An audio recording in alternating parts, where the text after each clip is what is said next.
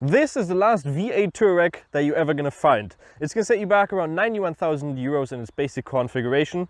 And it does have a lot of powerful engine below that beautiful hood. What we're going to do is, in this video, we're going to look at everything, and then we're also going to take it for a spin on the Autobahn. And if you really want to check it out in German as well, you can check out the other video that we're going to upload very soon. So let's get into the video and look at everything that this car has to offer. The first thing we're going to do is take a look at the front. The first thing you notice, this is actually a pretty wide car. It's almost 2 meters wide actually, so when you're on the road it does feel pretty big. And then the inside, which we're going to take a look at sooner, there's also big amounts of room in there. So the first thing you notice is that we have the very wide kind of grille that the new kind of Volkswagen style cars have, with the going all through the side and also up into the lights, which actually we do have the LED matrix lights in here. You can optionally also get just the standard one. This is going to cost you around 1,500, 800 euros extra.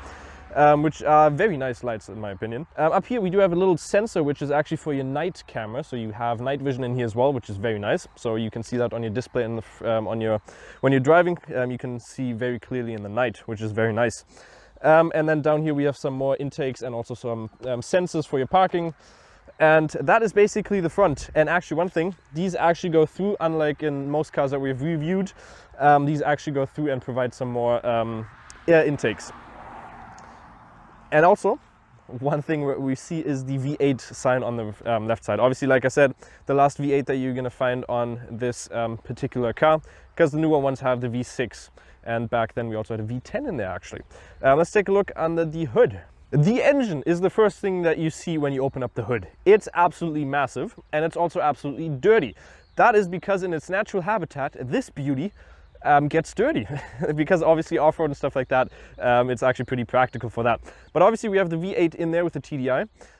It produces 422 horsepower with 900 Newton meters of torque, which is absolutely amazing, I guess. It's obviously bi-turbo, as you can see, bi-turbo. It also goes from 0 to 100 in 4.9 seconds. Obviously it's just a massive engine. It takes up the whole front. And you see the close-ups, it is a massive engine. That is basically the front. Let's take a look at the exterior and the side. Moving on over to the side, first of all, you see these massive tires. I'm going to keep saying the word massive because this is a massive car.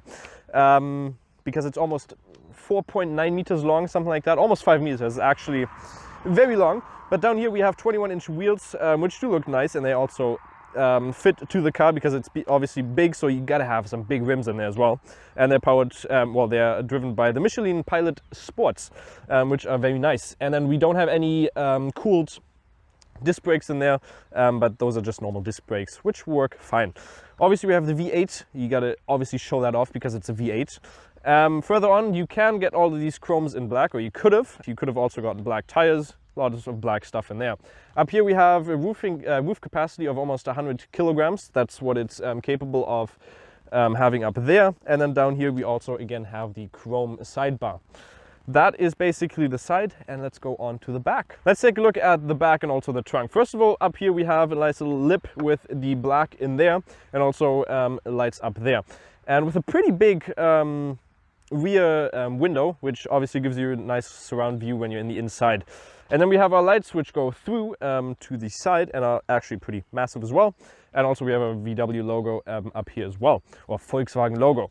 Further down we have our sensors, obviously for your parking, and then we have reflectors down here as well with the chrome bar as well, which obviously you could have gotten in black. Down here we have actually real exhausts. There's 2 of them, and they're not fake.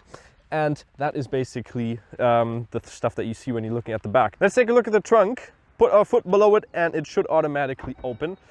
Beautiful.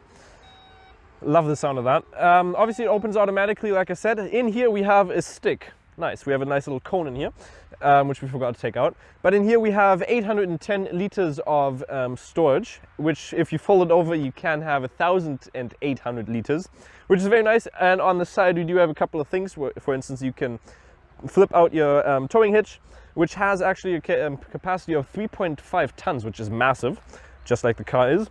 And obviously you can flip over your seats as well. And you can also lower and raise the car if you're older just like me with the cone, you can easily get access to your trunk. And also you have a lot of space if you flip it over where you can store a couple of more stuff. Let's take a look at the interior. One thing that we quickly have to mention is the tank, which holds 90 liters of fuel, obviously a diesel car as well.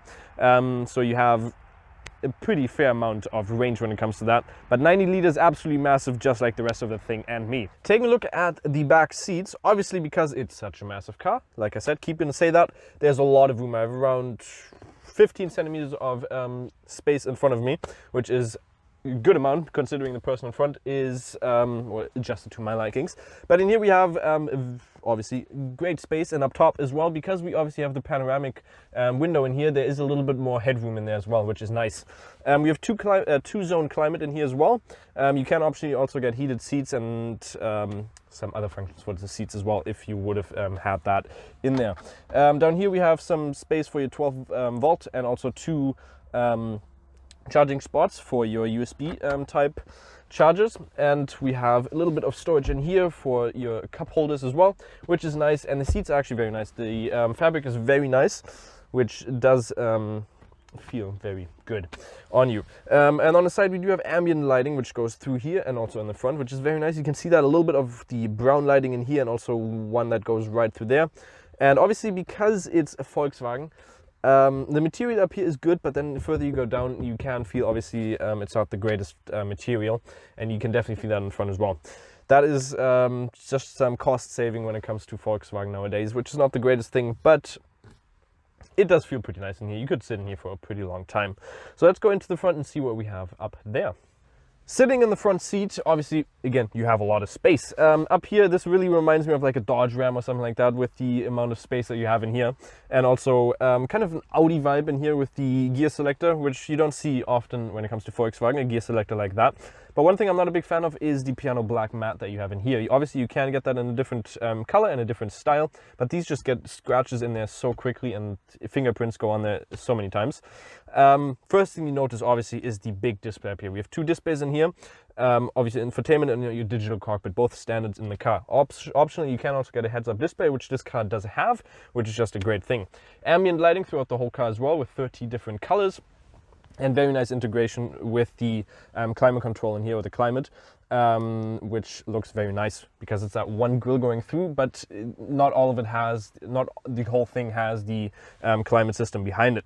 Down here we have some changes for our switches for our car settings. So first of all, we have our dynamic settings, where there's a couple of different things. For instance, off-road and snow function, which is pretty nice. Obviously, with a car dedicated for stuff like that, is very nice. And on the right, you also have, for instance, you can lower and raise the car, which is nice as well.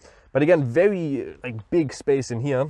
And the steering wheel, obviously standard Volkswagen steering wheel with not the greatest feeling to it, but it is the standard one. And also the switches on the side being not the greatest quality. And we do also have some pedals on the back as well, which is a thing that you have. And again, the piano black, I'm not a big fan of that. But you do have the controls on the left side as well, and heated seats as well if you really want to get your butt nice and warm.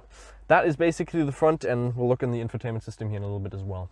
Let's take a look at the infotainment system here. One thing you obviously notice is that your climate control is integrated into the infotainment system, so you don't actually have buttons down below. So everything goes through here, so you can change your temperature and also your heated seats. And then we have the navigation system, obviously a very big display, which is very nice, so you can change through that very nicely. It's obviously a very big display, so you have a lot of function in there as well, and you can have a lot of stuff in here as well. Just basic navigation system. Not much I have to say about that. If you really want to check it out, there's lots of videos of, when it comes to that.